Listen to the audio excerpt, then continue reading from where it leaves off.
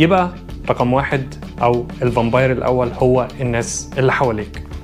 الفامباير رقم 2 معانا النهاردة هو الكرسي. شباب، القعدة بتجيب قعدة. الدراسات أثبتت إن القعدة لوقت طويل ممكن تأثر على عمرك، زي عادات سيئة كتير تانية زي التدخين مثلا. في دراسة تانية أثبتت إن القعدة قدام التلفزيون لمدة ساعة ممكن تأثر عمرنا بنسبة 22 دقيقة، في حين إن السيجارة الواحدة ممكن تأثر عمرنا 11 دقيقة. فتخيل بقى إن أنت لو قاعد قدام التلفزيون وقاعد عمال تدخن. الموت البطيء يا صديقي. لازم تتحرك، ربنا خلقنا بأجسام لازم تتحرك. في دراسة كمان أكدت إن أنت لو بعد كل ساعة من القعدة قمت اتحركت لمدة دقيقتين، ده بيقلل معدل الوفاة أو نسبة الوفاة بنسبة 33%. قوم اتحرك يا بطل، لازم تتحرك.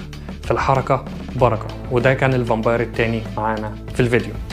رقم 3، الفامباير رقم 3 ألا وهو الأكل.